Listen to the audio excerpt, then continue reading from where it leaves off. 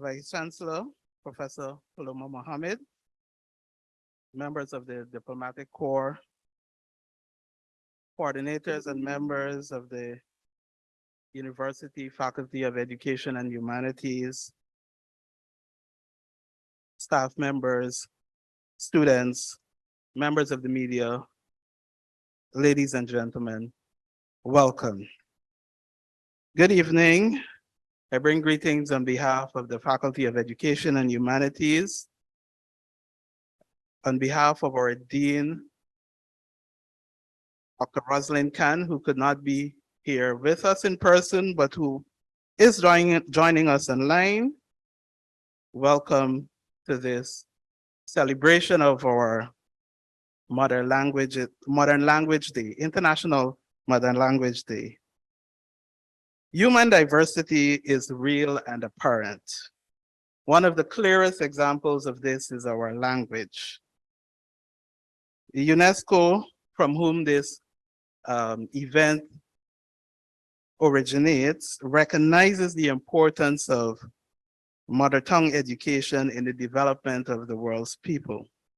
But more importantly, it recognizes the injustice of single language education systems, which deny 40% of the world's people of education in a language they know best. It is imperative that the University of Guyana, and especially in the forms of the Amerindian Research Unit and the Guyanese Languages Unit, to take up the lead, take up the mantle in championing the mother tongue education for all peoples of Guyana. Our languages are who we are.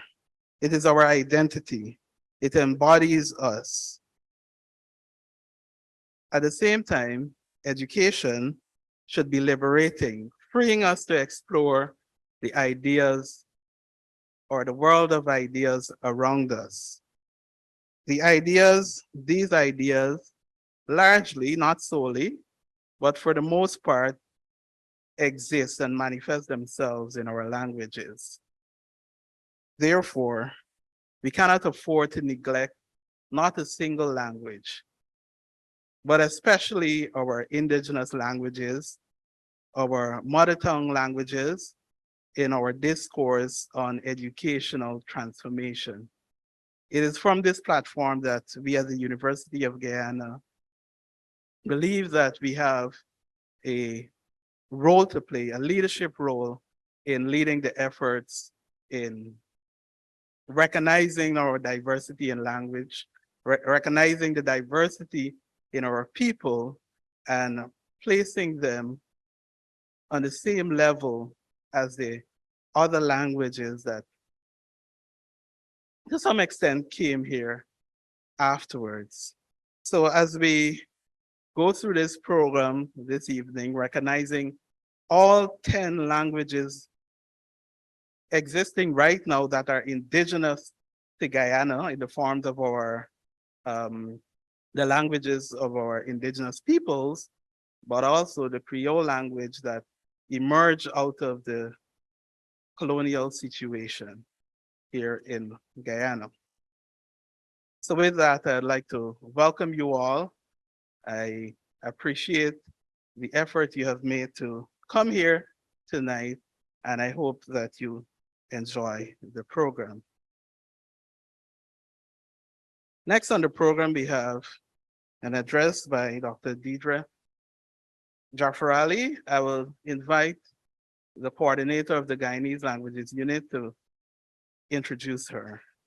Welcome, Charlie.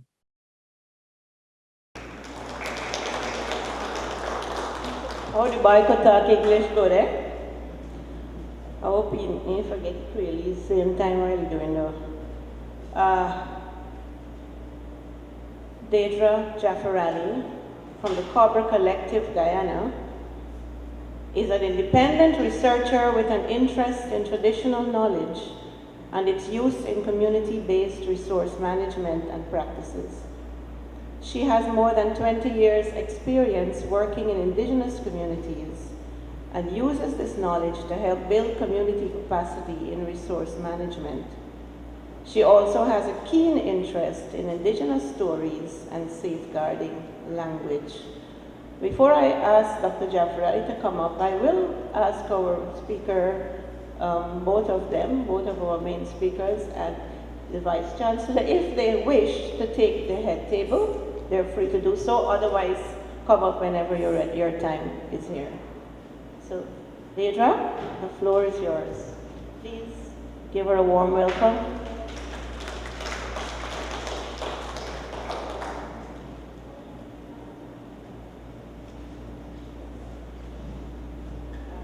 Good evening, everyone. Vice Chancellor, members of the Diplomatic Corps, faculty, students, ladies and gentlemen, not forgetting the translators. Shirley invited me to say a few words, and I was hoping she's putting me at the end of the program to say a few words of encouragement to the translators who are here today, but she's put me at the start of the program and told me I'm introducing the topic. But as she said, I've worked with the communities of the North Rippononi, mainly the Makushi people, for the last 20-odd years. And one of the things that is of importance to that community is language, because it is the vehicle in which we carry our identity, the knowledge for our survival, who we are as a people, the stories, and it becomes important when we know that we're losing it. So while this topic of having languages taught in school is very important, not only from the university's perspective, but also from kindergarten coming up, it is even more important that we help those people who speak a native tongue be able to carry that language forward. I'm nervous. So language, keeping our language strengthens our ties to our family, both those who are gone and those who are going forward. Whenever I have conversations with community members that I work with, you know, we would talk about, you know, what's happening in the communities. And, you know, one of the things I would say, at least some of you, and we have Ms. Gloria here, you can speak your language. My foreparents came from 2 continents, Africa and Southeast Asia. And the Indian side of my family, my great foreparents came speaking Urdu, but unfortunately that's not a language that was passed on to the rest of the family. Beyond my great-grandfather, no one knows to speak Urdu. And so for me, that's a loss. And everybody knows the stories of the slaves. And so being able to have that link to who we are going back into the past and what we can be going into the future is very important. In terms of education, being able to speak your tongue allows you to learn different languages, new languages, but more important, I think it allows you to think clearly and express yourself the way you want to.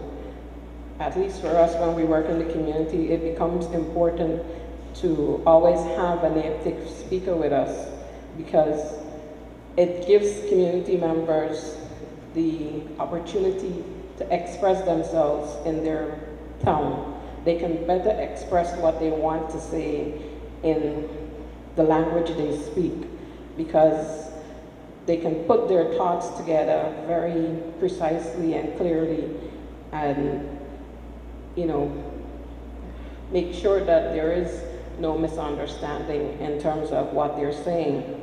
And so having the young ones learn their native language allows them to develop, you know, a clear and precise way of thinking and learning about other cultures and,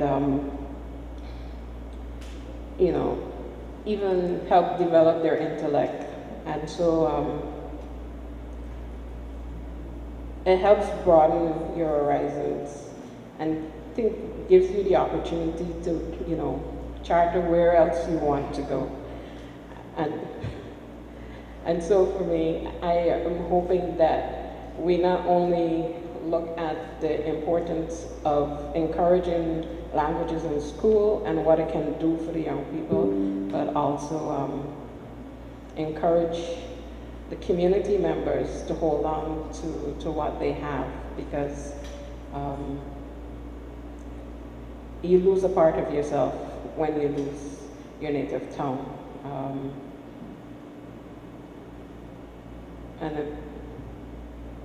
You know, you then have to ask yourself, who am I as a people, as a group? And so I would encourage, so I'll take this as, you know, the point of encouraging at least the translators.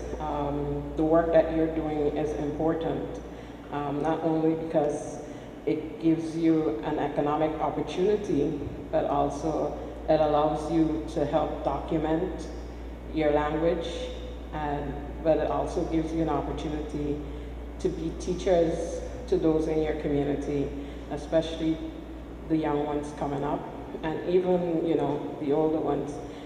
And because your translation is not just oral, it's also written, it gives you an opportunity to teach others how to read and write their language. And so I'm hoping that Dr. Imhoff will also give you more enlightening and words, and enjoy the rest of your evening.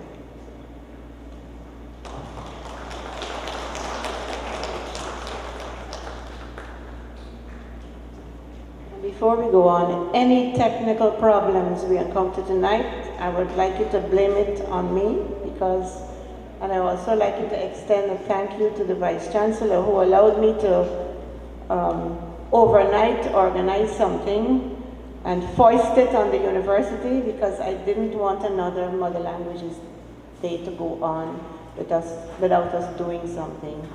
And so we are very, very overworked, overwhelmed, but we managed to pull it off. So I'm asking Trevon if all the techie is lined up, because it's going to be a video presentation.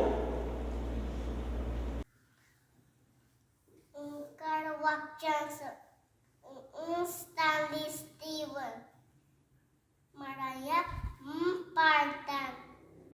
Hey everyone! You're just in time to join the celebration. It's February 21, and that means that it's International Mother Language Day. Come, join the Jamaican Language Unit and the Guyanese Languages Unit as we celebrate mother languages. Oh, Ovid Mero Jezek, Guyana Bong Jude, Patamuna Mero Mainmo. Hallo, ich bin Daniel und ich bin aus Deutschland. Deutsch ist meine Muttersprache. Bonjour, je m'appelle Lisa, je suis française et ma langue maternelle est le français. Hello, my name is Annie Rose and I'm from Jamaica. My mother language is English. Bonjour, moi c'est Jerry Baptiste, moi j'étais en Haïti. Créole c'est langue native natale moi et je suis un membre dans l'équipe MIT Haïti. My name is Danique. I live in Jamaica. Jamaican is the language we learn from my mother. Henway. Dairi skita sabantuni. Dayando uria washikobana Guyana. Da uyu ajiyang lokojang. Hola. Soy Marta Luisa Corbett Bo y soy de Cuba. Mi lengua materna es el español. Don vamos tengi dabei, Serebe, Kmanmu, Wayubeye Kusapak. Herzlichen Internationalen Tag der Muttersprache. Bonne journée internationale de la langue maternelle. Happy International Mother Language Day. Je souhaite nous toutes une bonne journée internationale langue maternelle. Big up everybody on the International Day for language where people talk from them born. Halikebe uyu ajiyang kasakabu toho namako tomakwadiro.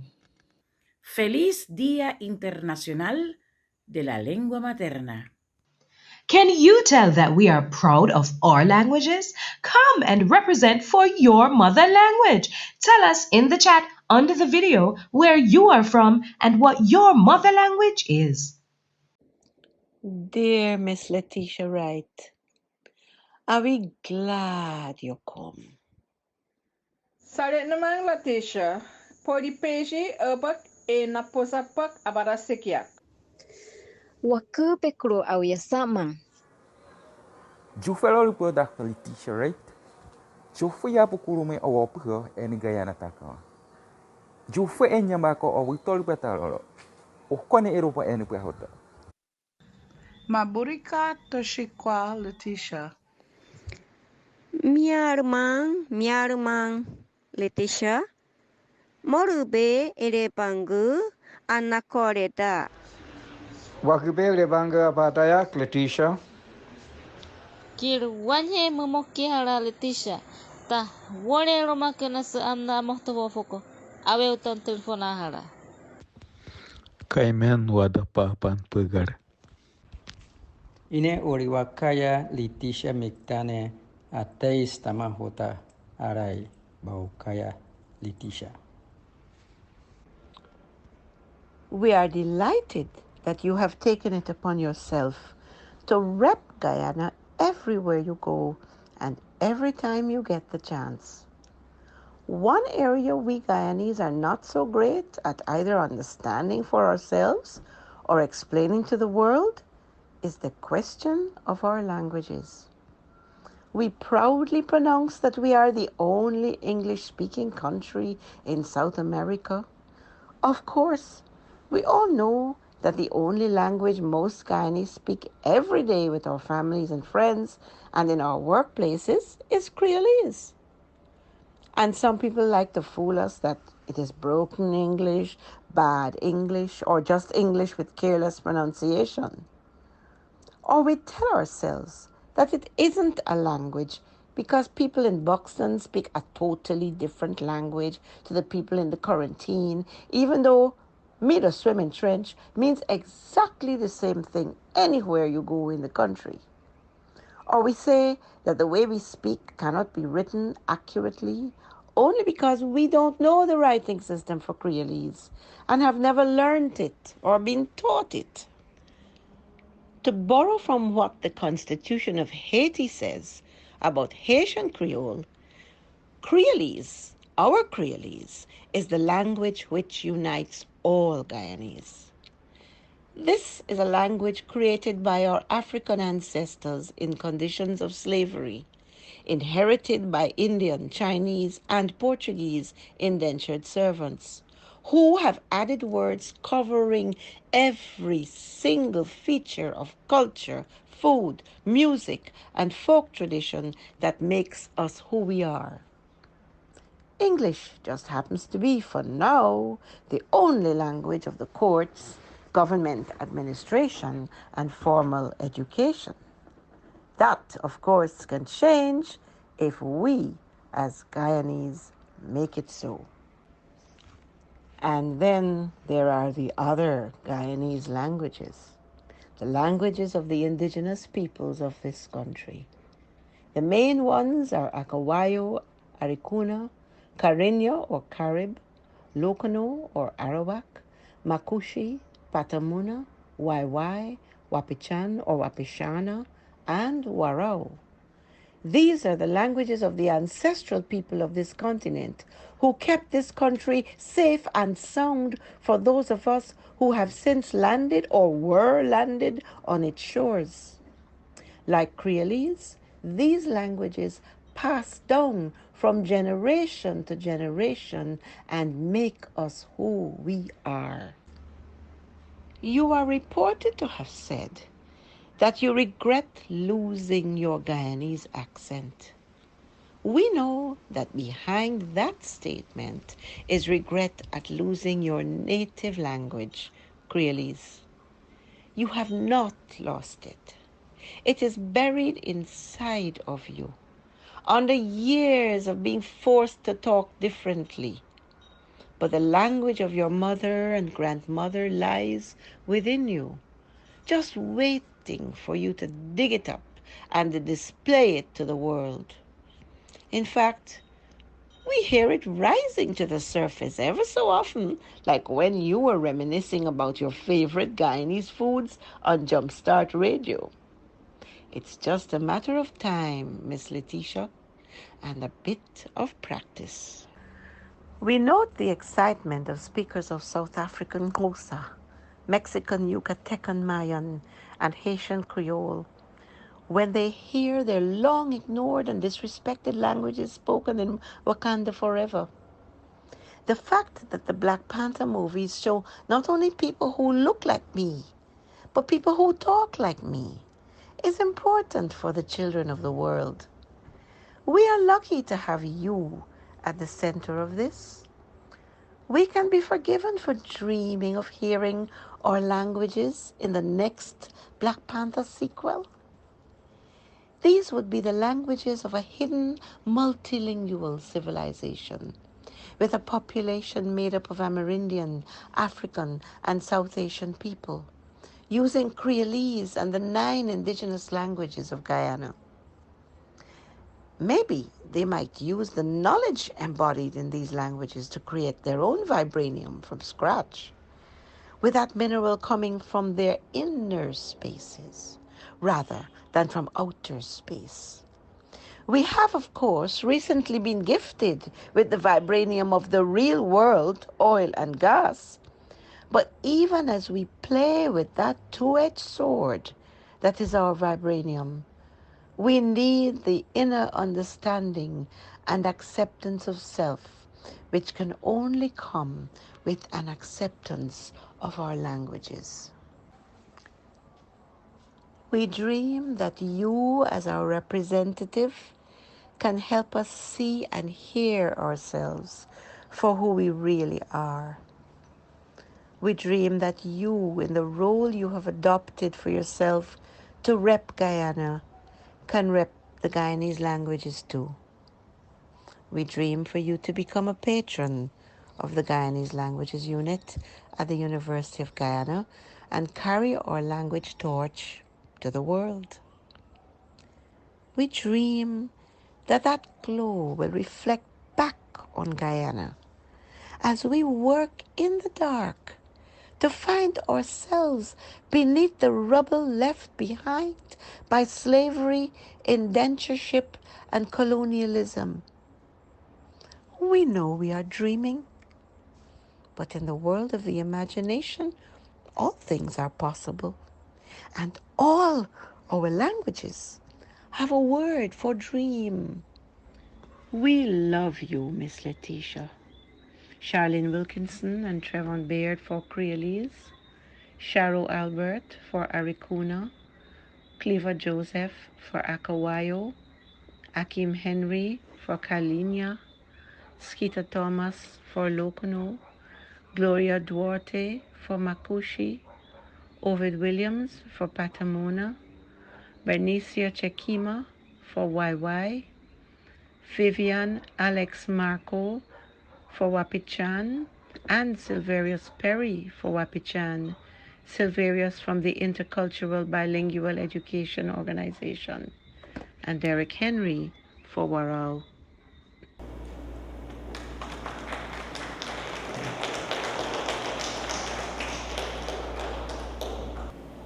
It is now my pleasure to introduce our guest speaker, and I have no bio for her. You know, when somebody is close to you, you never think, could you send me your bio?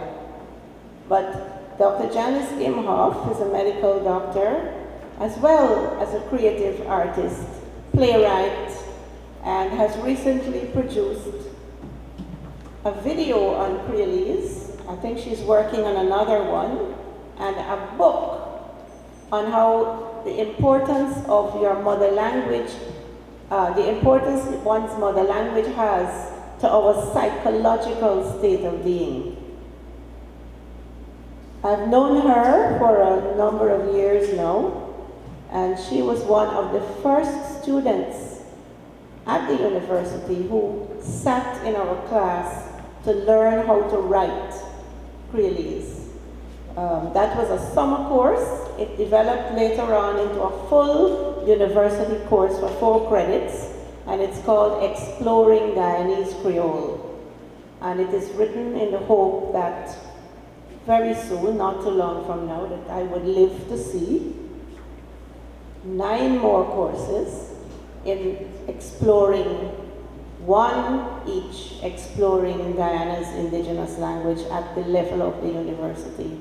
So, Dr. Imhoff, welcome.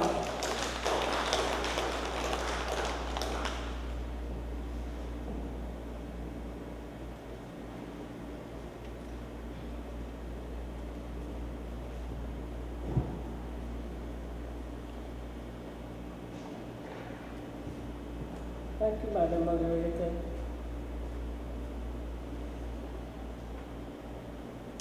Honorable Minister of Education, Vice Chancellor of the University of Guyana, Professor Palomo Mohamed Martin, members of the Diplomatic Corps on Earth, members of the Amerindian Research Unit, staff members and students of the University of Guyana, members of the media, ladies and gentlemen. It is indeed an honor to speak with you this evening as an advocate of Guyanese Creole, also known as Creolese, and more so, a special honor to be given the choice to choose my topic to celebrate this 24th edition of International Mother Language Day. So this is my topic: make Guyanese Creole an official language.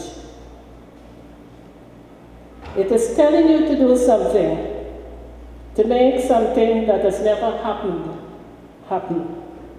And therefore, if I'm telling you, not pleading with you, or not coach-shoring you, to make that something happen, it means I know, not presume, but I know that you have the ingredients at your disposal. Drawing a simple parallel, or I to give you the option of building a house or a spaceship, your first reaction will be, if we topside good. And then you may add, what means to do with spaceship? And you would rightly make me feel absurd. You immediately see that you can build a house since you can source the materials of land, material, etc., and that the house has a purpose. You can live in it. Yes, everything you are asked to make happen must be doable, and it must have purpose. It must be useful. No one makes something happen if it will be useless. Likewise with Guyanese Creole, to make it an official language, we must have a purpose and be very clear as to why we want it to become official. Ladies and gentlemen, I stand before you this evening and suggest that the purpose to make Guyanese Creole an official language is to build self-esteem and cohesion within our society. And why do we want Creolese to be official? The answer is best understood by considering what will happen if we leave it unofficial. I will develop these 2 points later. First, let us have a look at the ingredients.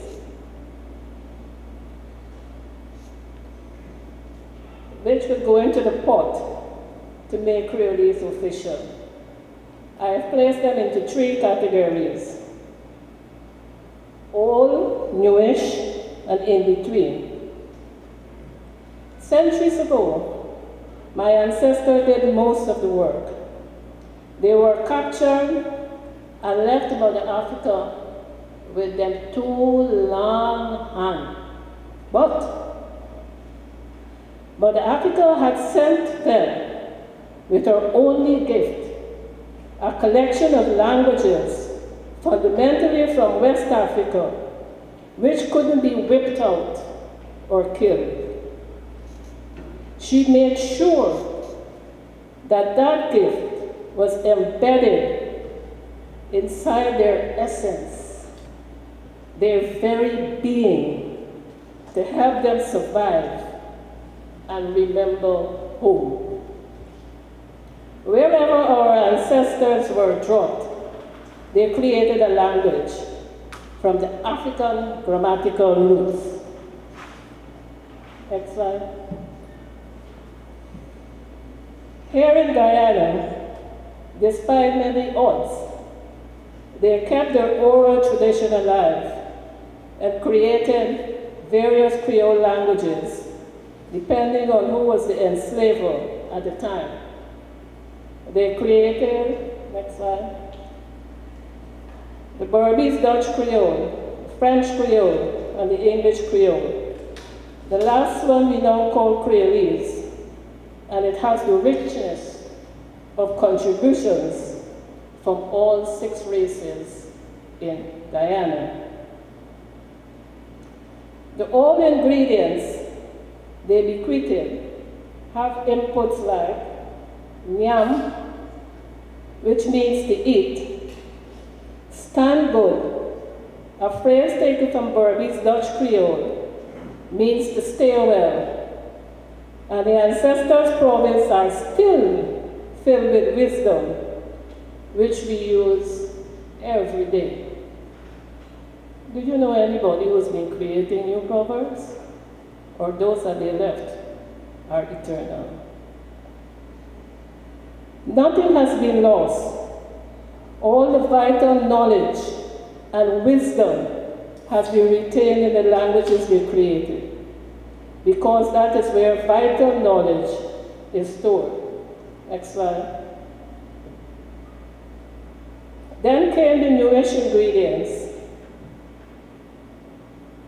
Creole linguistics, educators, Dictionary of Caribbean English Usage, CAVE, GLU writing system for Creolese, Guyanese Creole alphabet card, a concise grammar of Guyanese Creole, policymakers. And you will notice there's an empty slot to be filled. What is missing? Most of these newish ingredients were created and developed because our world shifted from oral tradition to the written word. I ask you, will we, by making Guyanese Creole official, be reaching for the zenith of what we can do with Mother Africa's gift, or will we turn our backs? In other words, they brought us the oral tradition, what they knew. Now we have mustered the ingredients of the written tradition. Can we now wrap the two together and bind them into an official language? Or will we let them decide? Will we finish the race? These ingredients, and perhaps more, are, in my estimation, geared to make Guyanese Creole official. To be understood, let me say that I admit this officiality of Creolese may not have been the intended purpose of the creators of Creole linguistics or the authors of those words. But as an advocate for Guyanese Creole, I found in them another purpose than academia. For me, academia must be useful, and I'm offering how I think this can be done. We now have the bulk of what we need: a Creole grammar, a writing system, a dictionary, and Creole linguists. My in-between ingredients cannot fit flush into either category, old or newish. They include the print media, broadcast media, and the internet. In all of these, we had and have entries with Creole flavored phrases, proverbs and columns, which are accepted and not scoffed upon. Most times, these are used for entertainment, advertisement, and by political parties outside of Parliament. And only once in a blue moon do we find them producing and promoting Creolese in a positive way. There are exceptions, and the one that stands out is Uncle Statey. His writings of Uncle Stapy upon the people in the Sunday adversary prior to, during, and after World War II have brought us a long way and blended all three categories of ingredients. But when it comes to embracing the properly spoken Creolese person, who will raise their hand? And yes, just as you can be asked to speak English properly, there is something called speaking Creolese properly also. However, these in-between ingredients have helped. We got encouragement to go further. And because of this, we now know the following. Creolese is read widely, and so on. But the question still remains, why have not we yet filled the empty slot? What or who is that space for? I have only part of the answer.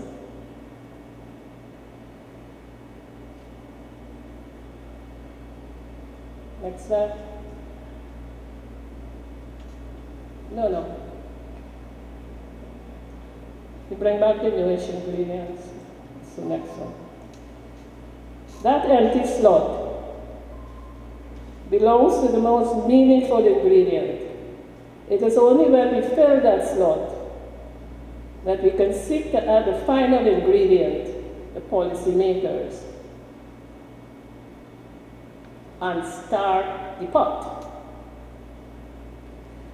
Influencers, misconceptions, and disbelief are the main culprits why that slot has not been filled. Now, where do you think most of the negative influencers are residing? Here in Guyana or outside of Guyana? The answer is both.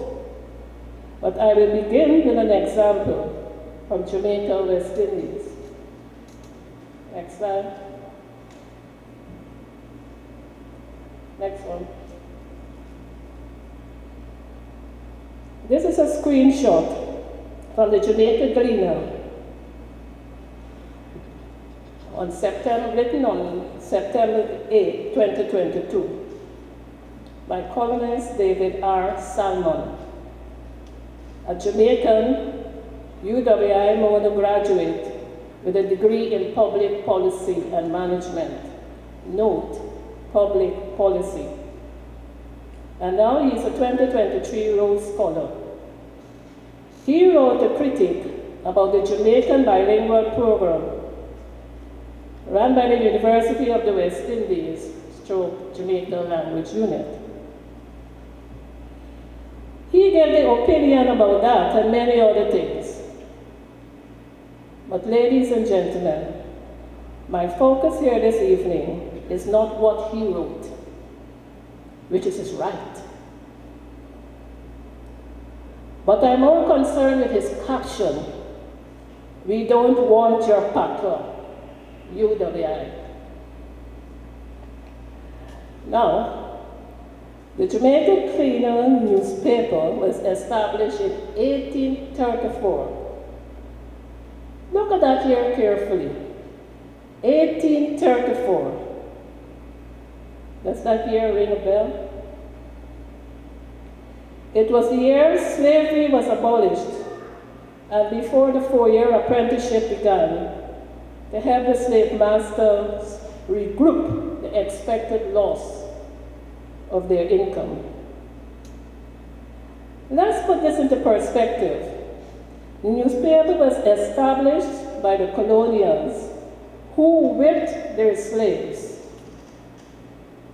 Mr. Salmon's ancestors included, to speak English properly and to forget their native language.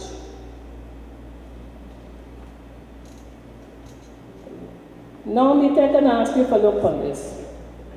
Tekwe 1834 from 2022. Where you get there? Next slide. 188 years. After 188 years, who is keeping that perception alive? To not embrace the Creole language to become official. To not start planting a seed which will germinate and blossom and bear fruit, depending on how much we tend to it. You tell me if that column in the leading Jamaican newspaper less than a year ago hasn't got an influence. And you decide if it's a touch of influence or much more. Next slide. In 2001, this gentleman, V.S. Naipaul, who was a Trinidadian British writer, won the Nobel Peace Prize for literature. He was alleged to have said, and I'm paraphrasing, that the West Indies created nothing. As a friend said to me jokingly, he was indirectly saying that he wasn't creative. But my point is that many impressionable minds and influencers in the Caribbean and the world around believed and agreed with Sir V.S. Naipaul, and some still do. It was the same thing said about Berbice Dutch Creole, that it never existed, never was created, and that perception was believed and repeated by many powerful influencers until Professor Eon Everard Robertson stepped forward and challenged that orthodox view and proved them all wrong. He discovered Berbice Dutch Creole. All three culprits. Next slide. The negative influencers, the misconceptions, and our disbelief are family. The nuclear family of a very, very, very large extended family that are holding back the filling of that empty slot in the newish ingredients list. While there are many misconceptions planted in all our minds about making Guyanese Creole official, I chose this one in keeping with this year's theme of International Mother Language Day. Next slide. The misconception is that an official language in Guyana comes down to a toss-up between Guyanese Creole and Standard English. Some years ago, I asked the headmaster, who was fluent in Creolese, can you share your thoughts about making Creolese an official language? He didn't hear my question. Instead, he heard this, that I wanted to promote Creolese as a substitute for Standard English. The subconscious mind was very much in play here. Yes, he answered me from there. And he went on to detail all the obstacles to surmount if this were to be done. He gave me a litany of excuses. Some were rewriting textbooks, doing written examinations, filling job applications, taking marriage vows, that there were so many different types of Creole spoken in Guyana, You needed only one to make it official. But whichever one was chosen, it would dominate the others and bring this harmony. He went on and on and on. Our children will be able to study overseas. He wanted his children to go to the University of Oxford in the United Kingdom. Oh, his list was so long that I realized he must have thought about this in very great detail at some time and saw it as a possibility at one time. But now he felt powerless. Was this paralysis in action? I couldn't help feeling that his response was and is reflected in a large percentage of our educators, the main influencers in our society. If you think of the multitude of obstacles to do something, you are unlikely to do anything, much less complete anything and achieve anything. Try it. Keep repeating all the fine and finer details of why something you want done cannot be done, instead of focusing on the purpose and benefit of doing it. And see how the brain will help you to believe it is not possible, it is not doable. That voice you will hear inside of you will be loud and persuasive and most of all, constant. Next slide.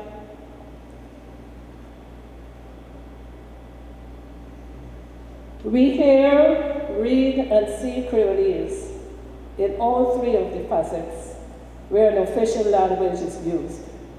But when it comes to making Creolese official, there is silence. I asked the headmaster why he spoke Creolese. Guess what he said? He said that he was raised in a village and that was all they spoke. And that he loves how Creolese flows off his tongue in a way English does not. And so he likes it. And then, in what I interpreted as an attempt to redeem himself, he offered, well, you know, Creolese can be used in schools to acquire literacy in the English language. And after that, he said nothing more. Our conversation was over, and he now seemed angry. I wondered if he was angry with me for having the temerity to raise the question.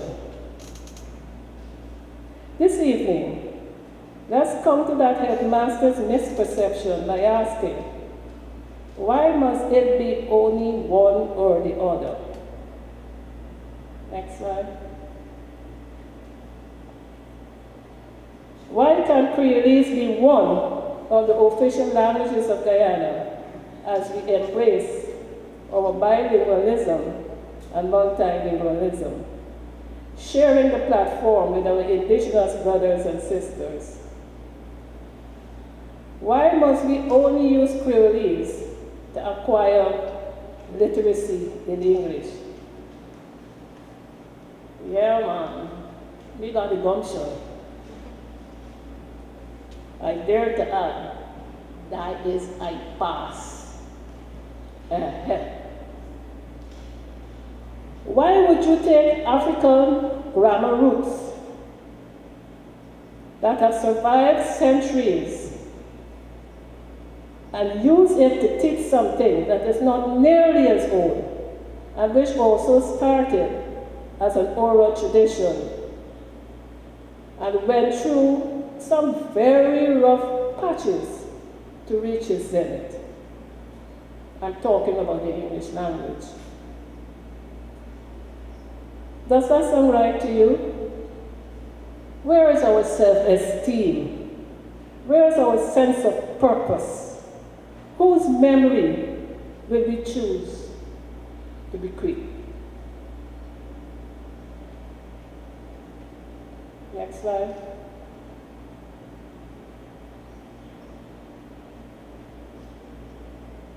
One reason for the spiraling increases in the ills in our society today may be because the Guyanese Creole is not official.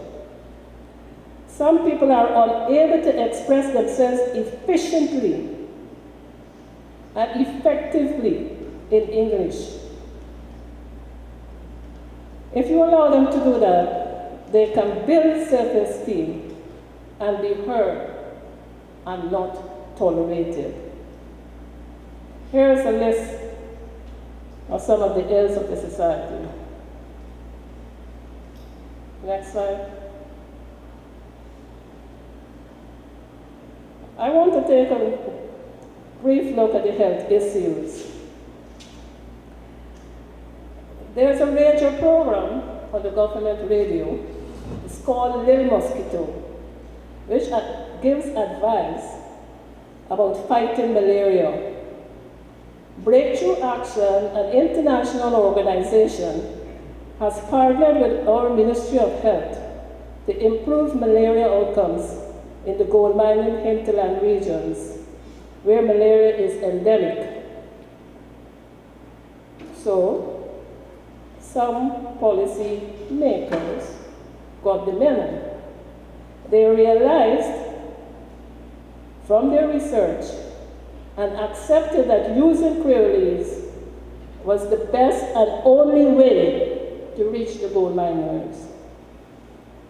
Then during the COVID pandemic, there were health tips given in Creolese and all the indigenous languages on the TV and on the radio.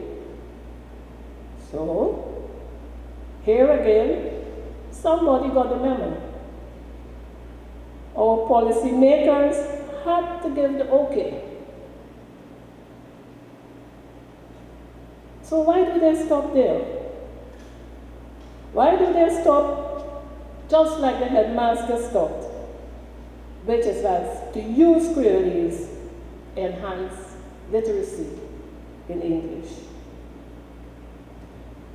When are we going to stop using Creolese for every other purpose that is rightful purpose as an official language?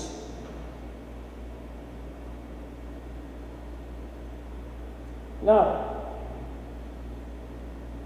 we use it to fight an epidemic, we use it to fight a pandemic. Then why can't we go further and embrace the larger scope of these languages to become official? Next slide. Most Guyanese consider Creolese as being flavored with English, as on the screen. But drunk or sober, mind your number. Creolese is Creolese.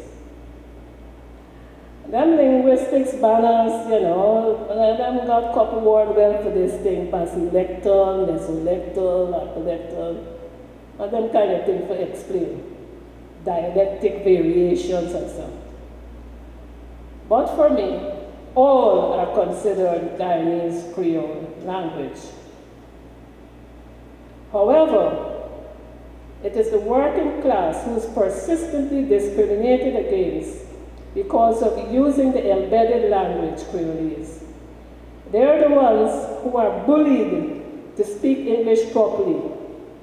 It is my opinion that that happens because they talk Creolese proper. And it causes problem. People don't like hearing proper Creolese. And that is why that slot has remained empty. you do with a bee in your bonnet? You either kill it or you set it free. You decide which you would choose. In the meantime, let us fill that empty slot. Next slide. Now, you need a slide that fills in the ingredients with the empty slot. Okay, right, there it is. When Guyanese Creole becomes legal, no one will have the right to tell you to do these things. Next slide. No, you're missing. Shut up, sit down, dress down, and most of all, to call or bring somebody who speaks English properly. While the ills of the society would remain, I guarantee you, they will become less or manageable across all races and ages and locations in Guyana. In concluding, the gentleman, Mr. Salmon, the UWI graduate, also wrote his column in the Jamaican Gleaner about giving his 15-year-old brother the Jamaican Patois version of the New Testament to read. Next slide.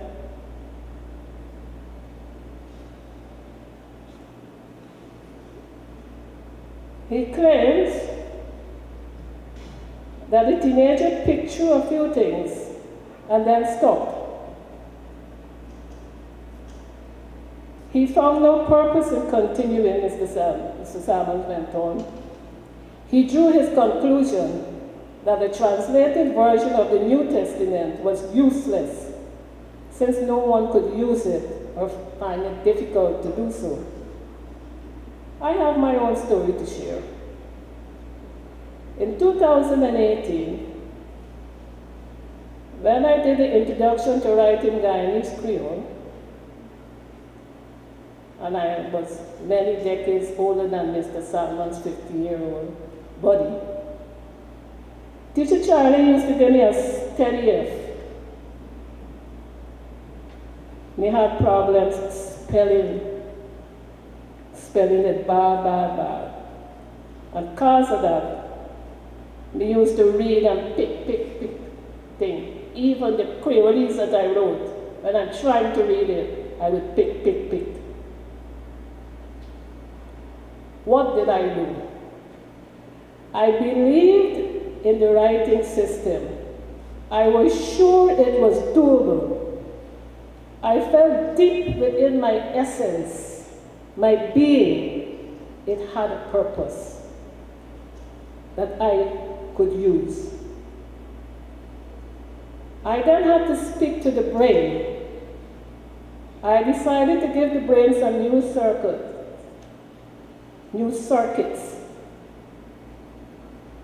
Notice I didn't attempt to rewire those circuits by trying to remove the English language circuits and replace them with Creolese circuits. No. I made new brain circuits by repetition. Each opportunity I got, I spoke about the Guyanese writing system, and I worked on my Creolese. I worked on my Creolese spelling and writing. I haven't been given an A+ yet. I'm now from F to C grade, meaning I'm average. But one day come the day. Means forget distinction. But then something happened. Didn't just happen, it continued happening. A colleague and friend sent me a novel which he told me was written in pure Creolese. Notice his term, pure Creolese. I interpreted this to mean that it was written in well-written Creolese. Guess what happened? I couldn't read it, and I was again picking through what he wrote.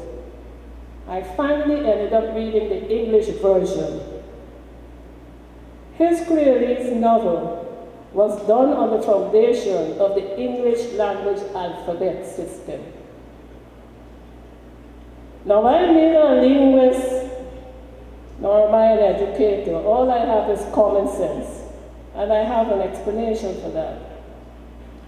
For years, we have wired the brain for the English language. For decades, we have used the English alphabet to write Creolese. So, for example, in some English words, the H is silent. For example, honor and ghost. But we just dash in H in everything because the A is silent, and we have missed the people's rules for making the H silent. So like in ghost, after a G, the H is silent. This is what we do. We just put H anyway and every place. Check it out. Next slide. That's one of my favorite parts in the newspaper. But that is where the problem lies. We should not use English to write Guyanese Creole. As Professor Hubert Devenay said, English is not French, despite it having a fair share of French words. Likewise, Creolese is not English, despite it having a generous amount of English words. Today, we have our own alphabet card. Next slide. Next slide. Let us use it to write Creolese, the Creolese way.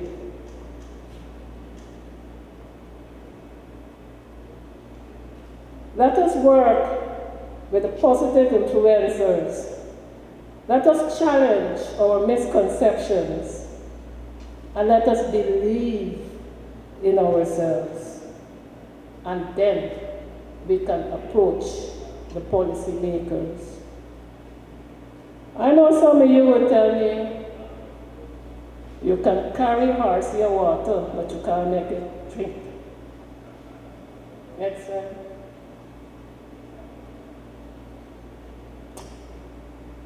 But I say this,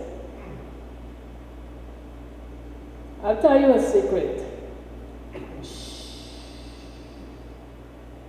If you make the horsey thirsty, real thirsty, bad thirsty, he's for drink. Find a way to do that, just as they did with Haitian Creole and in Curaçao for Papimiento.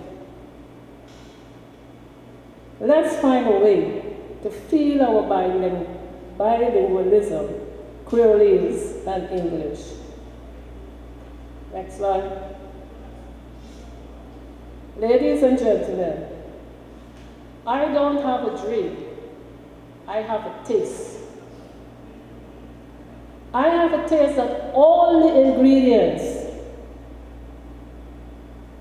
to make Guyanese Creole an official language will be finally added to the pot. Thank you for your time.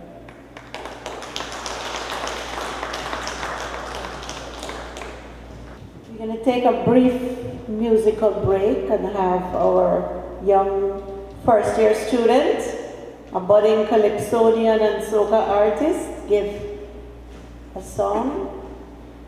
I hope the techies have the music lined up, and Derek will follow her with his song in Warao language. So we have Creolese language and Warao language tonight. Hi, I am Tia Edwards, first year Bachelor's of Fine Arts student here at the University of Guyana. And this song is Cruel World that I performed last year for the Junior Calypso Monarch.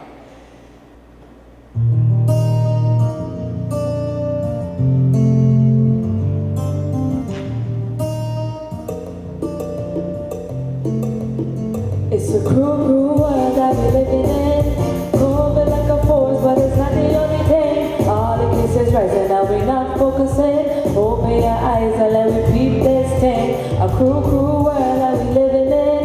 COVID like a force, but it's not the only thing. All the cases rising and we not focusing. Open your eyes and let me peep this thing. Pam pam pam pam pam pam pam pam pam pam pam pam.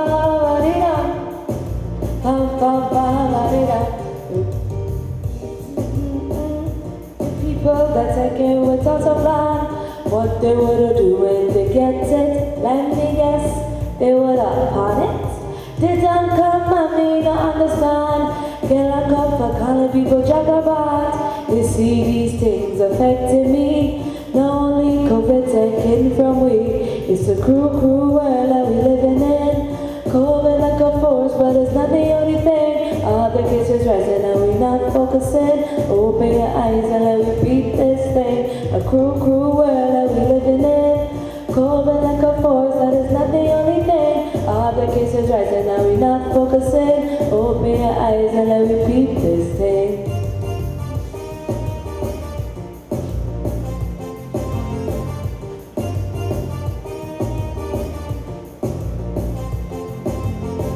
Over 5,000 cases and we barely hearing. All the news talk about is rising COVID. Slitting of a wrist hanging by a thread. We meant to help go left we for dead. Mothers getting blow, blow, blow and blows. Pick me them, I know you know. Fathers getting restless at home. Them out in the streets collecting what's not their own. It's a cruel, cruel world that we living in. COVID like a force, but it's not the only thing. All the cases rising and we not focusing. Open your eyes and let me peep this thing. A cruel, cruel world that we living in. COVID like a force, but it's not the only thing. All the cases rising and we not focusing. Open your eyes and let me peep this thing.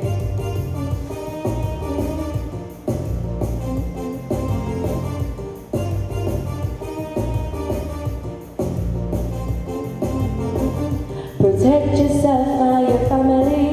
The vaccination's not your enemy. I want you to listen carefully. Oh, I beg, don't be stupid.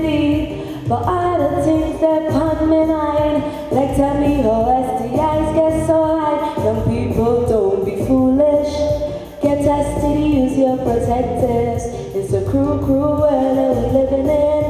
COVID like a force, but it's not the only thing. All the cases rising and we not focusing. Open your eyes and let me peep this thing. A cruel, cruel world that we living in.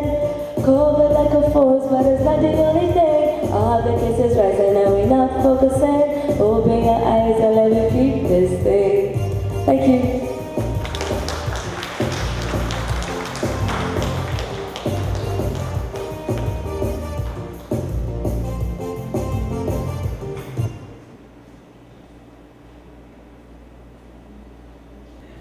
Okay, I will do a song, in the Warao. When you have a big farm with cassava, it's like you're rich, right? So the young man was saying to the girl, when me cassava ripe, we go married to you, gal.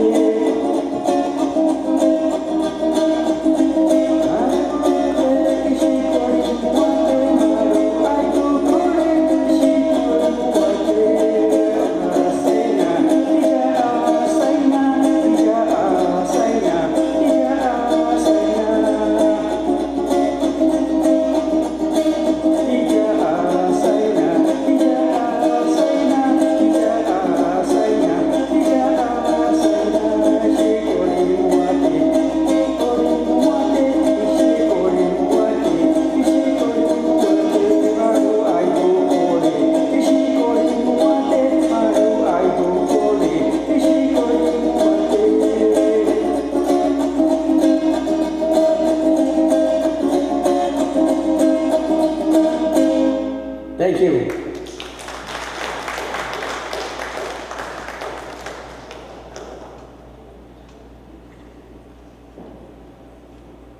We have the translators appeal to the Vice Chancellor, but they're going to do it in front of you.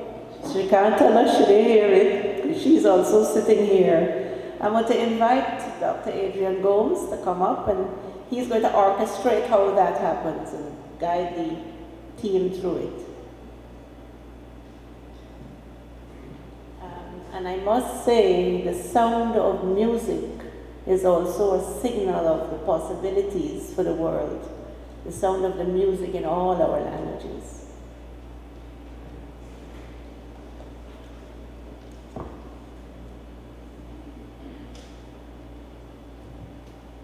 Kaimen ichipen ipe inawat. Good evening to everyone. Vice Chancellor of the University of Guyana, Professor Kolomo Mohamed Martin, staff members of the University of Guyana, distinguished guests, friends, fellow translators, good evening. I stand here on behalf of my fellow translators to make a collective appeal to the Vice Chancellor based on our deliberations at this forum. Indigenous languages must be officially recognized as first languages of the first peoples of Guyana. It must be respected at all levels, knowing that our young generation should be given the right to learn their first language in schools where the languages are spoken. We stand in solidarity so as to have our languages recognized through the University of Guyana, Ministry of Education, and non-governmental organizations that can play a vital role in supporting this proposal. We propose that the Ministry of Education allow us to create a curriculum for each mother tongue language, which can be used to bring out concepts for children to understand. This would allow our learners to be more interactive by asking questions and answering questions, creating and communicating new knowledge with enthusiasm. Furthermore, this would allow our children to have increased self-worth, increased self-esteem, greater self-confidence, and stronger self-identity.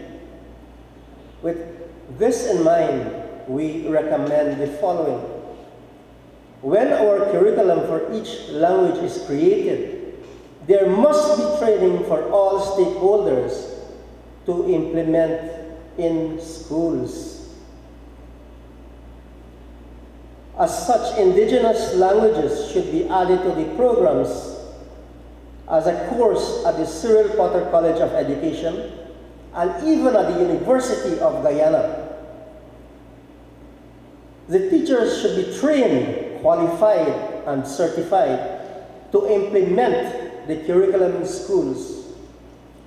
Curriculum specialists should design the curriculum materials, which should be published and recognized like any other educational document. We therefore ask the Vice Chancellor of the University of Guyana to fully support us and use her office to influence in a positive way the deliberations of this forum on this International Mother Tongue Language Day. Thank you.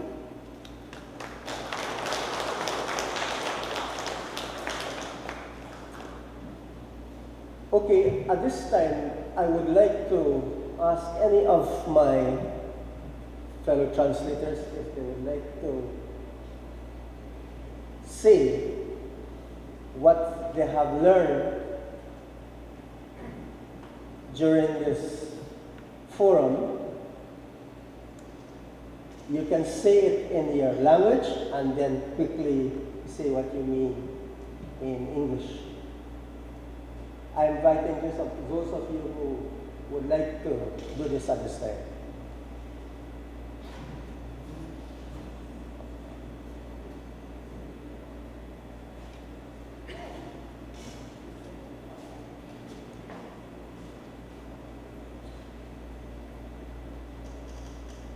Naranagong Dambamak Horipe Ai Serve Parakomanzanani Korotau. Good evening, everyone. I'm very happy to be here this evening. Uregrere Cliva Joseph Akawayo Kapombaji Kapom Maimu Yao Tutarose. I am Cliva Joseph. I am Akawayo, known as Kapom, and I do speak Akawayo.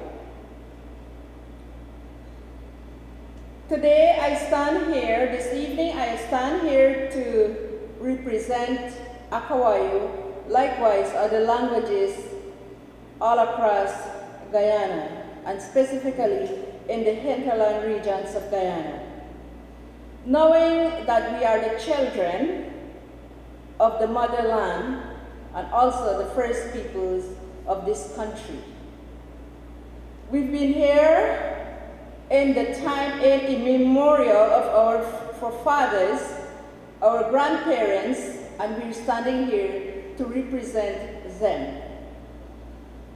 They may not be here present, but they have left their footprints.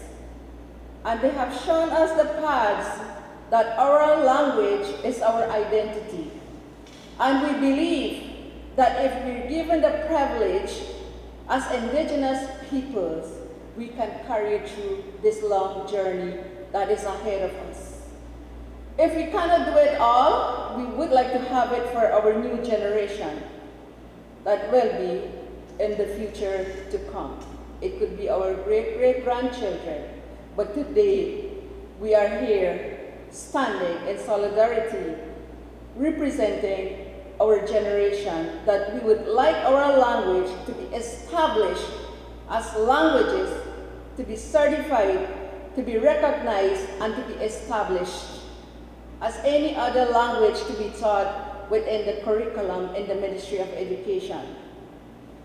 Likewise, we all know, representing here the translators, every one of them can stand to represent like how I am saying it, but I know that for us to stand and say what we have to say, I just want everybody to know that oral language is our identity, and we are proud to have our languages within us.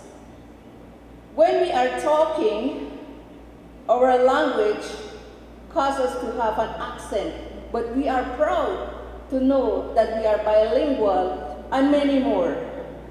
So with that saying, I want to establish this evening that everyone who are listening to me should understand that that is our plea, to have our language to be recognized as a language.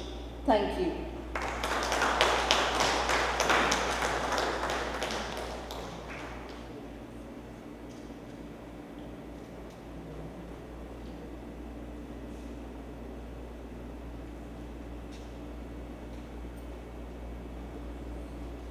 Good evening, everyone. My name is Kita Sabantuni Thomas. I am a proud Lukno of Orpheao Village. It is indeed a pleasure to be here this evening, and I want to say, well, what I've learned today is that there is an excitement and an eagerness in folks of all walks of life. And I feel proud today when I sat down at that table and the questions that was asked, and my elders were there with me to guide us along, and it was such a joy. So I want to thank the Guyanese Languages Unit, the University of Guyana, the Amerindian Research Unit, everyone who was involved in making this possible. This is my daughter. I want to see, I want my daughter to be in the University of Guyana teaching. And everything that my colleague has said, you know, that would be my joy to see my little girl here being in that position, knowing her language, teaching it, standing proudly, representing who we truly are. Our language is our identity, and if we don't speak our language, or if we don't fight for the survival of our language, then we're not fighting for the survival of our own selves. So once again, thank you everyone, and to my fellow translators and interpreters, I should say. It is indeed a privilege for all of us to be here. And let's continue, no giving up. Let's continue to fight for what is ours. Let us be recognized. And even though, you know, my colleague said maybe her grandchildren or her great-grandchildren, I want to see my daughter. I want to see my daughter right here in this university, standing proud, knowing her language, teaching it, and carrying on what truly belongs to us. So, Usa Orikaho, Namakwa, good evening, everyone. Thank you.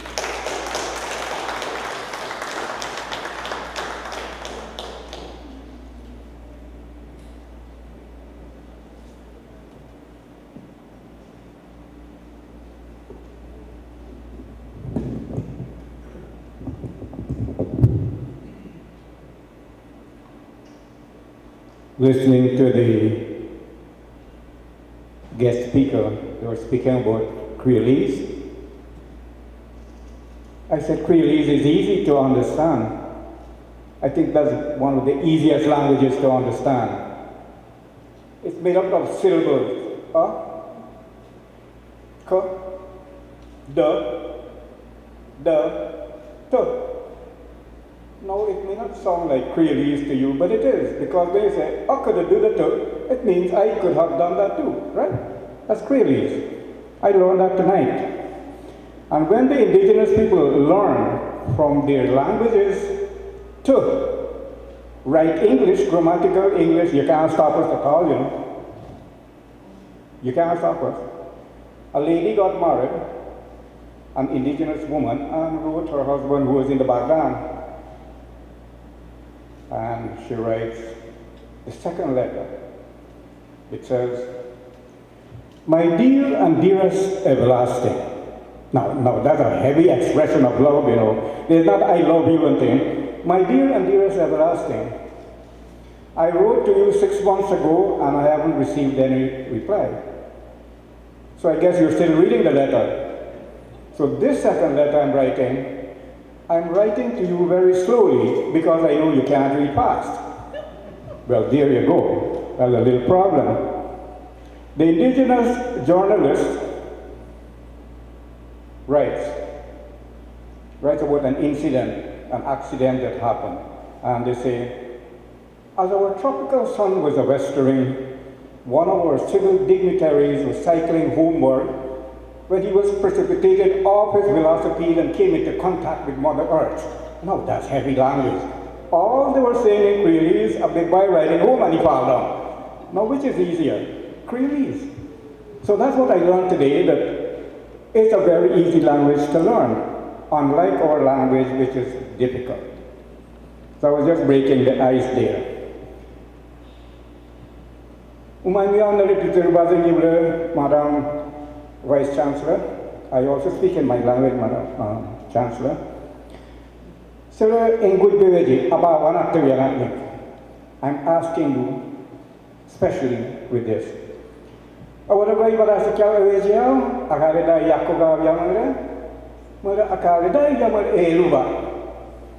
you are in your office and you open your book, the book speaks to you.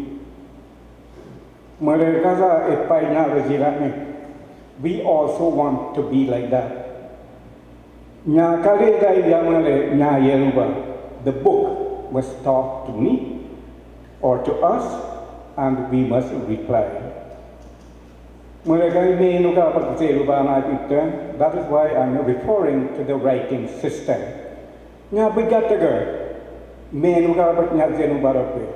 Help us by funding us so that we can learn to write our language.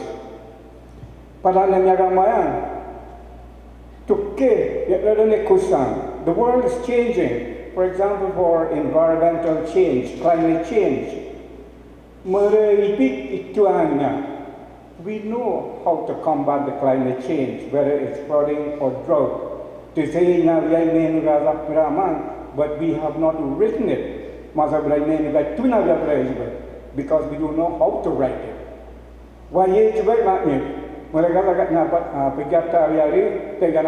That is why I'm asking you, will you be able to help? And can you please help us to write our language so that Mazabula Akalita Eruba Kaza Nya Kalita Nya Eruba Chersai. So just like how your book talks to you and speak with you, we would like our books to talk to us and with us. Thank you. Thank you.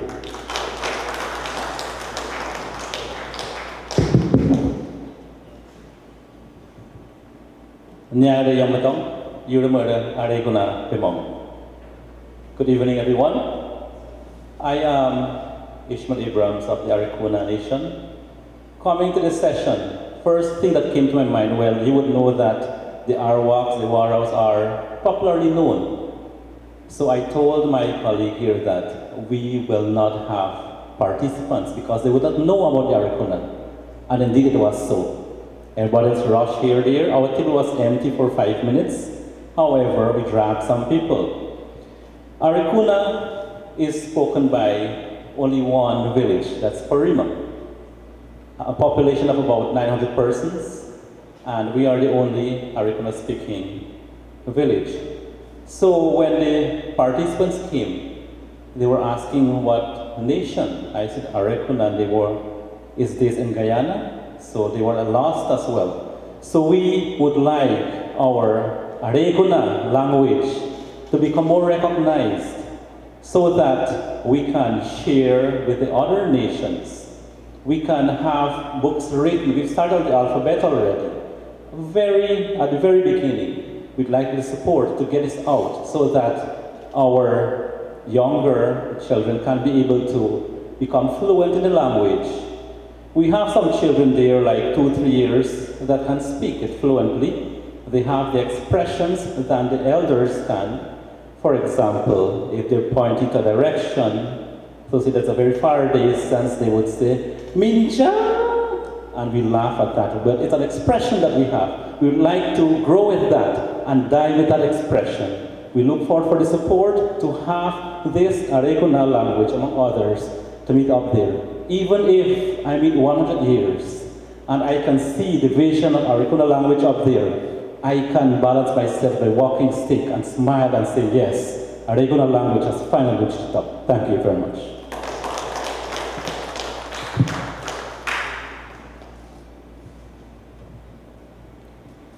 Miarman, Wiyesimuru, Gloria Duarte, Makushpa Uru. Good night, everyone. My name is Gloria Duarte, and I am a Makushi woman. I would like to support my colleagues and the presenters. Indeed, it is true, we would like to see our language being recognized and respected, because we are the owners of our language. And today, when we look around in the communities, the young people, I have one youth with me here, he can back me on that, to say that the young people are not speaking the language.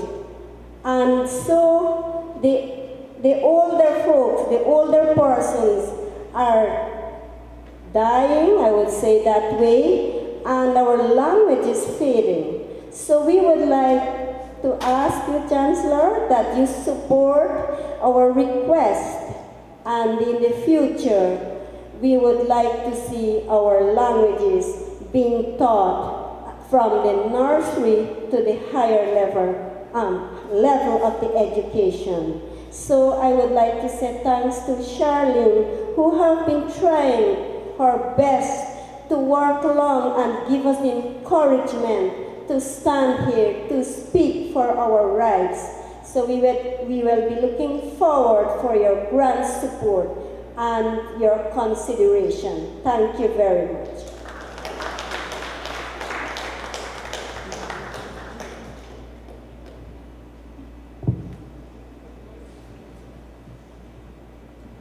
Kiruan he ukes awayaso tahore wasu kan awe oyeta hofoko. It is good to see you guys out here. Vice Chancellor, good evening.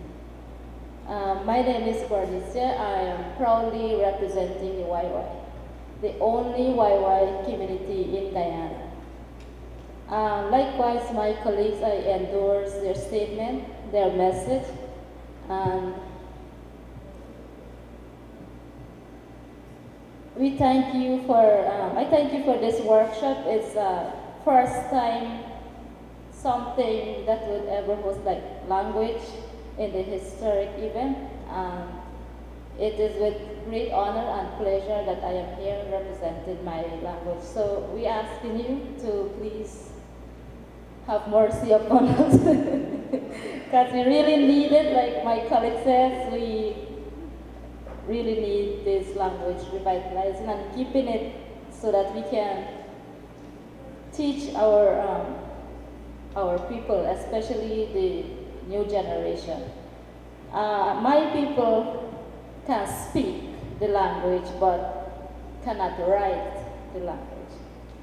So, in that being said, I just want to say thank you because I know that it will happen, and I know that it will happen. Thank you.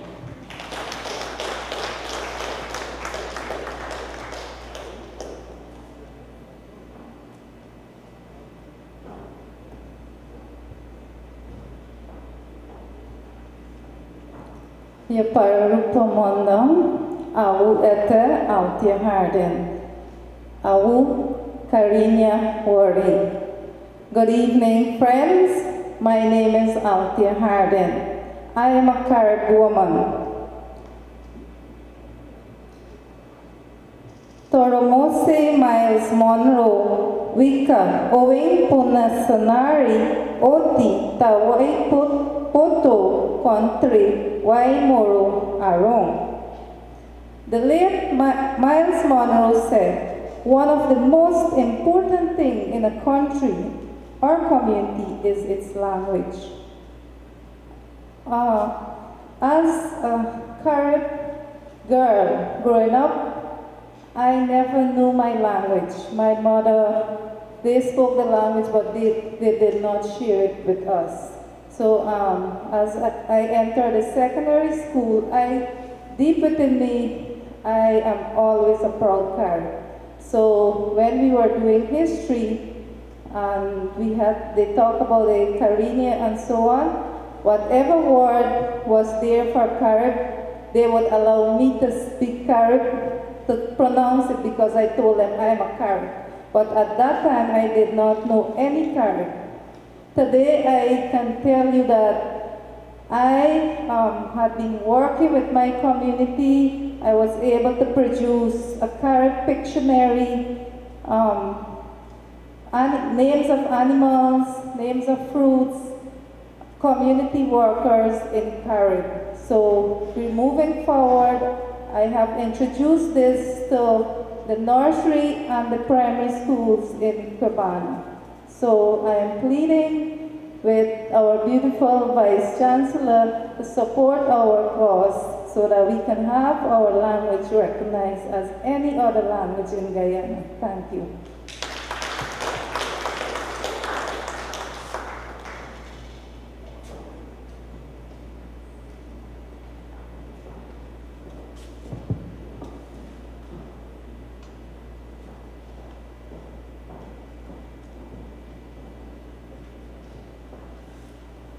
Maukaya Maurao, Inaminatu, Tija, Mibura, Mawai Shanda Rodriguez, Ine Kamwatu Maruka, Yatam. So greetings all.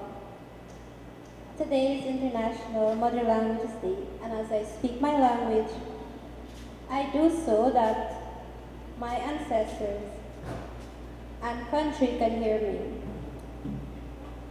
I want to encourage all those who are listening that we must always be proud of our mother language, since this is what gave us our identity.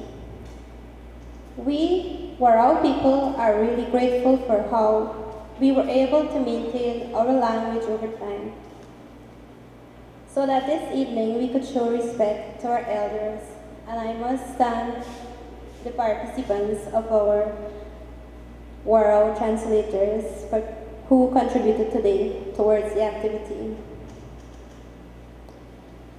The Warao language is more in danger of extinction due to the passing of elders and the lack of documentation, and there are fewer fluent speakers in some communities.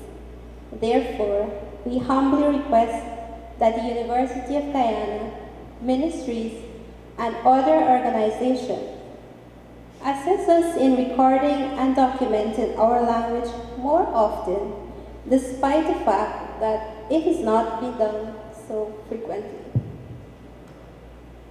Help us to improve our writing system. Publish different learning materials in areas such as health, agriculture, forestry, tourism, and conservation, just to name a few. Also to provide a platform for language learning sessions in schools, radio, and television programs where local speakers can teach the language in a range of topic areas. For our benefit and to guarantee that our future generations will have the opportunity to speak our mother language, this is urgently needed through collaborative engagement with the elders, locals, and linguists. We firmly believe that after laying this foundation, the educational and household settings will be crucial in preserving the Warao language. I'd want to leave you with a Nelson Mandela quote. If you talk to a man in a language he understands, and that goes to his head. If you talk to him in his language, that goes to his heart.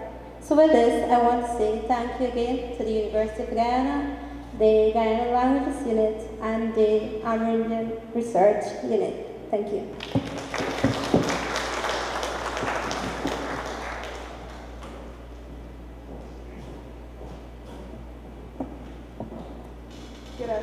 Good evening, everyone. Good evening, Vice Chancellor. Thank you all for being here. Thank you so much for translators for enduring. You've been here all day. So we spoke so much about language today, and I just want to reinforce a few things. Language is what makes us human. It is a symbolic system which we inherit as individuals. It's a part of our living heritage. Oftentimes we learn our language from our communities or the people that we live with, our parents. It is what sets us apart from others. It is the mediator between us and the world. It is our identity and our right, and it's a right that's reaffirmed by the United Nations Declaration of Rights of Indigenous People, Article 13. Language is a powerful tool and a vehicle for the transmission of knowledge, for intangible cultural heritage, and a tool which can be used to foster intercultural dialogue. And when I think about cultural continuity, none of this can be possible without language. If you think about traditional knowledge and medicine, a lot of the knowledge that is held by the elders can only be transmitted through the local knowledge, the mother language, whether it's Mkushi or Wakishan. It's transmitted through stories, through songs, through dialogue with children, on fishing trips, during craft and other engagements. UNESCO has commissioned a framework for arts and education, to integrate cultural education into the system for holistic development. And I'm happy to say that during these consultations, the University of Guyana took the opportunity to reiterate the importance of language in cultural survival. Education and creativity cannot be approached in isolation, as language fosters creativity. It fosters expression, it stimulates our thinking. Without language, we really cannot, produce thought and new thinking about things. We can't express ourselves. And I've witnessed this so many times over the last 18 years or so, engaging with Indigenous children and communities and looking at the school system, where a great example was Kaikombe. It's a community in the north central Rupununi. And the children there, they're so marginalized and vulnerable because they speak their mother language in school, but they're taught English. And a large percentage of those students never make it to tertiary education or secondary education because they cannot understand the school syllabus to write the exams. So it's important for us as individuals to promote our language. And more importantly, language helps us to promote individuality, it encourages self-determination, and it fosters cultural identity.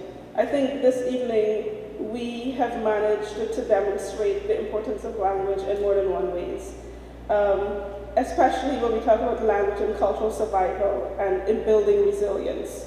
For us to be resilient to development, climate change, and also to adapt as the world, is revolving around us. Language is that one thing that will keep us together. And I would like to, initially I said I was going to call for us to produce a declaration, but I think Dr. Gomes did a really good job at bringing the declaration to us. I didn't even need to call for a declaration, but I think your statements, Dr. Gomes, and taking into consideration what everyone else said would be useful if we made that into something that can be sent to the ministry and sent to our Vice Chancellor and make a general appeal for language generally in our school system. Thank you so much.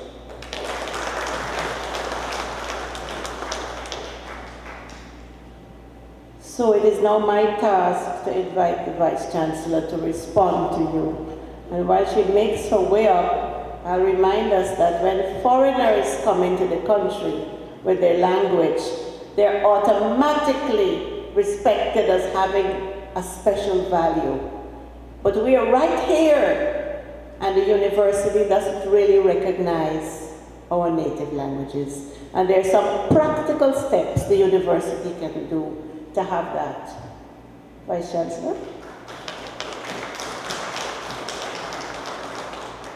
Good afternoon, everyone.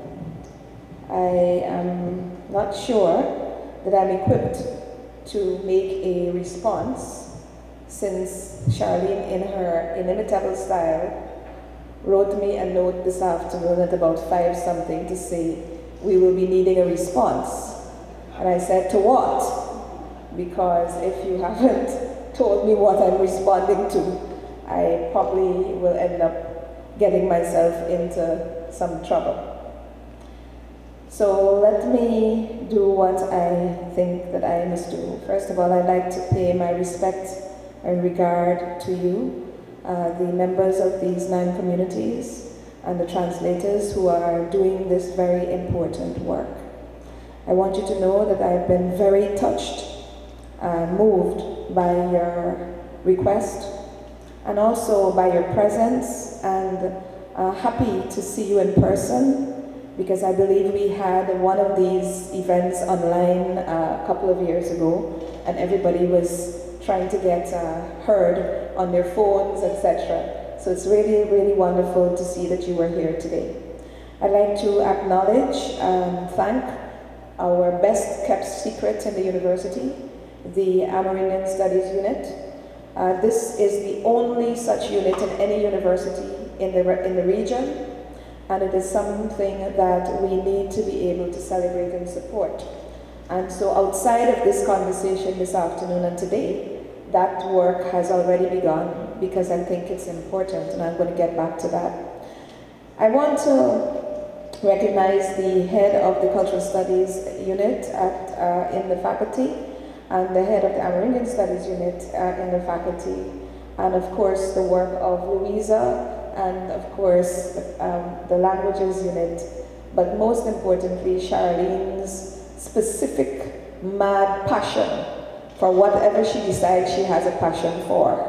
And this is one of the things that she has decided she has passion for.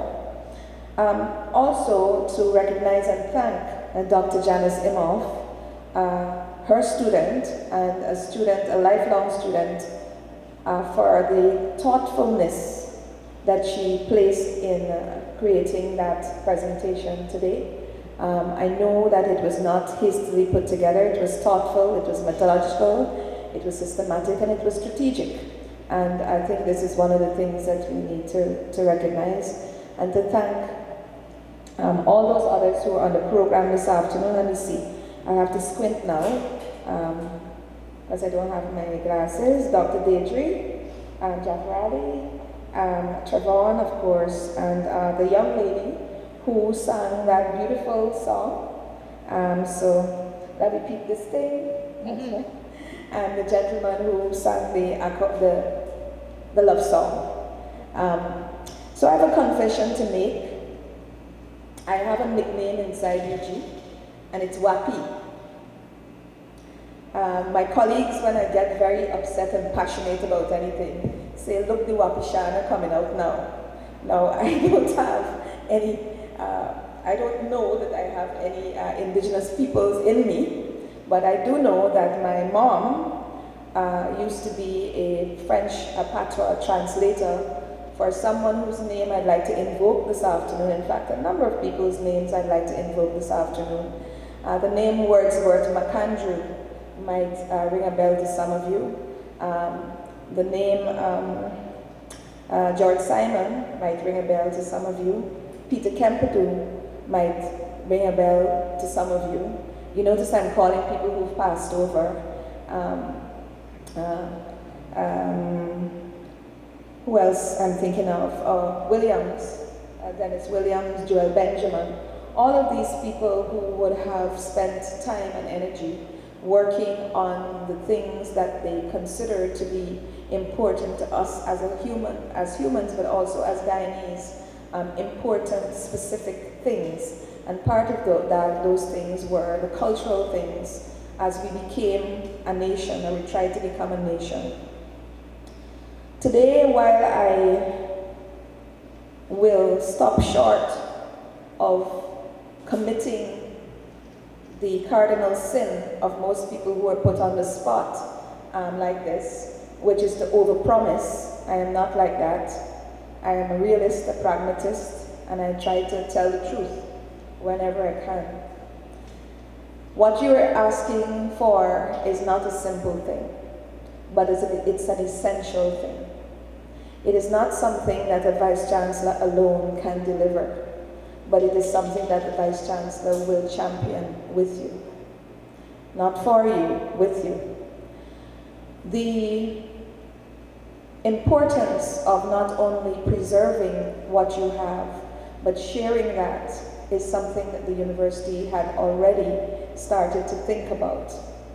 So much so to the point that we have been planning, and in fact tomorrow morning will be the first big meeting, a conference of Indigenous people, an academic conference of Indigenous people to mark our 60th anniversary this year, sometime in October. And in that conference we want to bring together not only our Indigenous people here, and this plea that you've made, or this case, not a plea, a case that you've made this afternoon, I think can be a centerpiece of that conference. It's not only going to be for people in this country, for Indigenous people in this country and academics, but from all across the Caribbean and all across the world. So that is going to be a big, big, big centerpiece, an international centerpiece, a place where you can make your case, not only nationally, but internationally. One of the speakers spoke today and made a phrase which I kind of remembered. She said, I want this for not only my people, but my country. I want our language to be remembered and heard by not only our people, but our country. And I believe that this is something that the university can also support. We do have the UG Press, University of Guyana Press, that publishes certain types of material, and I believe that that is something that we can immediately do if you have publishable material that we can help to propagate what you do. We also do have the University of Guyana broadcasting system, and our broadcasting system is online, and this is part of it, and it's run by our Center for Communication Studies. It is run mostly by students because it's not a commercial radio and television, but there they have almost unlimited space for you to send out messages, teach people phrases, maybe one phrase a day in one language. First of all, we start by telling people how to say good morning in all of these languages, how to say very simple things in all of these languages. This is something that can be easily done and can be propagated. And in this regard, I place Ms. Keisha McCammon of the UG Broadcasting System in the mix. Also, I want to deliver a message of hope to you, because while you may feel that you are unnoticed and unrecognized, that is not so. And there are quite a number of persons who are thinking about how to not only bring the languages into the foreground, but also how to preserve them and how to use technology in this regard. And I want to speak about 2 or 3 initiatives that I know of personally, and there may be others. One of them has to do with a young man called Lance Hines of Brain Street. And he is right now working on a program, an AI program, to try to capture, to try to figure out how to systematize Amerindian languages into an app. So just like how you have French and Spanish, if somebody says something in Spanish or French, it can translate to the person speaking. They're trying to work out how to do that. That's not a University of Guyana project. That is his project. He has a private company, but he's reached out to the university to ask if we could help in understanding how to do this. And I think for the person who has said that the language is very difficult, they're recognizing that it is not so simple to do. It's difficult, so it will require people like you. I know that the Ministry of Education, I know Dr. Gomes, and welcome Dr. Gomes. I've been hearing about you for the last 6 months, so I'm happy to see you in person and happy to have you, to welcome you to the university. I know that the Ministry of Education through UNESCO is doing this project that Charlene is talking about, but I also know that UNICEF is also interested in and started talking about working with indigenous communities, especially with children in schools. So that's also one.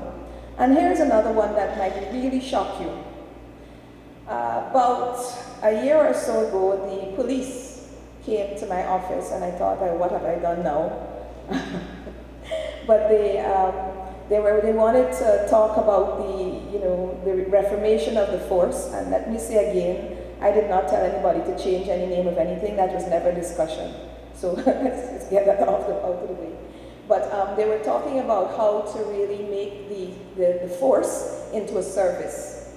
So how to really change the way in which the police interact with communities and with people, and how to make them much more supportive rather than combative in their work. I'm a behavioral scientist, by the way, and so that was part of the conversation. And in discussing this with them and working with them on their strategic plan, we came up with a number of training modules that we thought they should do. And part of that had to do with the communication strand. And part of the communication strand had to do with them police learning various languages with which they could communicate with persons of different languages in communities. And we did put indigenous languages on that list, and they have accepted that they will do that. The issue is how we have to develop the material now. It's not like the other languages where we could we had already a lot of material that we could just focus on what they would normally say. Because if you're a police, you're not doing conversational Spanish, French, or Portuguese, right? You might want to say halt, which is not normally what you would say in a normal conversational English language. So you have to create the curriculum to do it. So there's a lot going on in bits and pieces around the country that has not discounted you and your languages. So there is hope that you will see this happen, I think within your lifetime. And I really do, I'm so pleased that you brought your daughter, and was so delighted to see that little girl standing here and to see young people with older people working on this problem, because that's what is needed.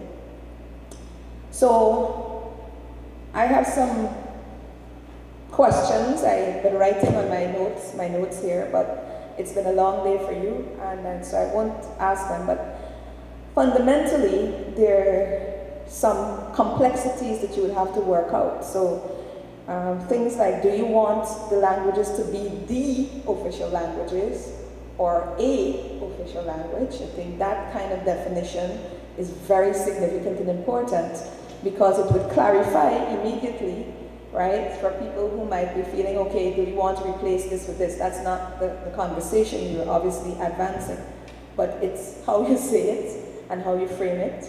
How do you plan to, I guess, systematize the writing system? And how do we galvanize what you need to do into a proper project? Because it's one thing, I'm an action person, as most people know, right? So when I hear somebody asks me to do something and I feel that I can get involved in helping, my next thing is, what's the next step? 1, 2, 3, 4, what do we do? So we need to be very clear about what your next steps will be, and to projectize that, to write that into a project so that we can say to people, here is what is needed, where we know what you think you need now and what you do need because you've articulated it. How do we make that happen?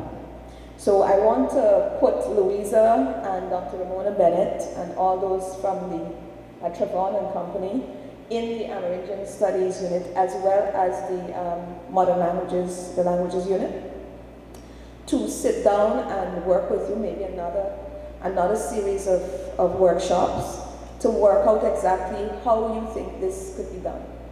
And if you are able to give me that, by the time we have that international conference in October, I believe we will be on to something.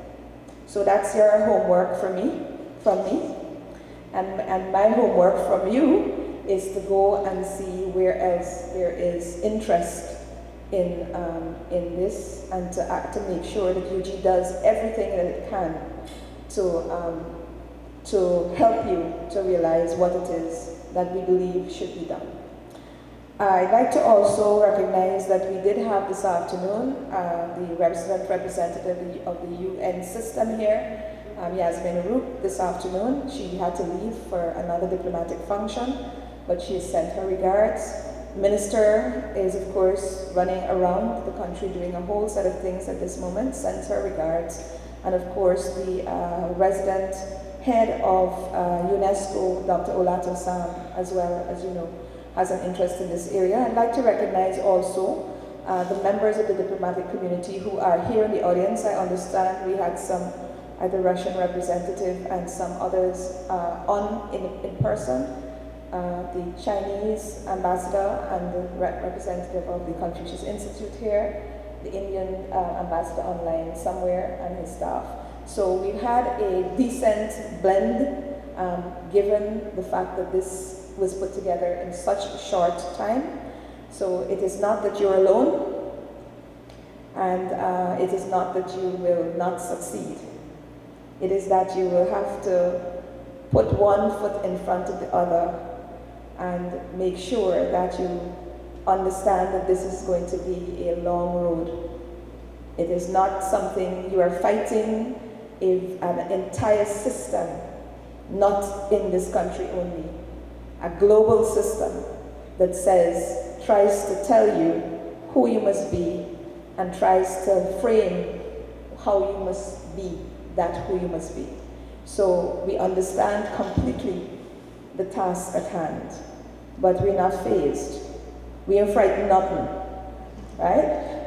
So God bless you, and in the words of one of my favorite Guyanese singers who uses the vernacular, uses the Creolese quite a lot in his work, our first artist in residence, not our first artist in residence, our first honorary doctor, Dr. Eddie Grant, may God always love you.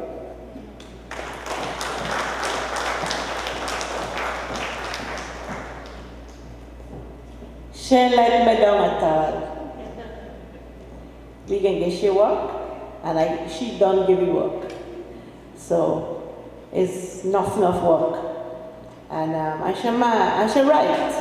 I'm mad, but it's a divine madness. And I know, we got it. So it's just to spread it. Well, thank you for being here and good night, but I would say mingle and chat a little before you leave, and if you haven't taken your snack yet, I think there's still some snacks at the back. And thank you all so very much, and thank you, my people from the regions, for being here and putting up with a long day. God bless you all. Thank you.